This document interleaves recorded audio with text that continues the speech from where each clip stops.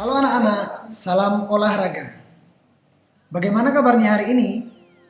Semoga semuanya tetap dalam keadaan sehat. Baik anak-anak, hari ini kita akan belajar tentang permainan tradisional dalam pendidikan jasmani, olahraga, dan kesehatan. Apa sih permainan tradisional itu? Permainan tradisional adalah suatu bentuk permainan yang berkembang dalam masyarakat pada suatu daerah tertentu. Jadi permainan tradisional ini berasal dari suatu daerah yang mana dimainkan ataupun sangat berkembang di daerah tersebut. Permainan tradisional dapat dibagi menjadi dua bagian, yaitu permainan yang dilakukan secara individu dan permainan yang dilakukan secara berkelompok. Ciri-ciri permainan tradisional. Yang pertama, tidak memiliki peraturan yang baku, atau setiap daerah biarpun memiliki permainan yang sama, tetapi peraturannya bisa berbeda. Yang kedua, peralatan yang digunakan sangat sederhana, jadi menggunakan alat seadanya yang ditemukan dari tempat tersebut. Yang ketiga, peraturannya sangat mudah, jadi peraturan yang dibuat itu mudah dilakukan ataupun mudah untuk diterapkan dalam permainan. Contoh permainan tradisional. Yang pertama, permainan benteng-bentengan. Anak-anak sudah pernah toh melakukan permainan ini saat pelajaran olahraga? Ya, permainan ini merupakan permainan yang dilakukan secara beregu. Tujuannya mengambil alih benteng lawan tanpa tertangkap oleh lawan.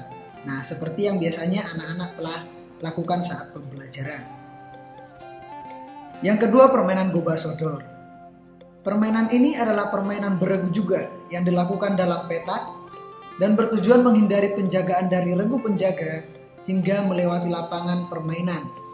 Nah, permainan ini juga ada bermacam-macam. Ada yang menggunakan 4 petak, tapi ada juga yang menggunakan 6 petak. Permainan pati lele ataupun ada juga yang mengenalnya dengan patok lele. Permainan ini adalah permainan individu, dilakukan menggunakan 2 kayu. Jadi kayu yang pertama itu ada yang pendek untuk dipukul, sementara ada 1 kayu yang panjang digunakan sebagai pemukul.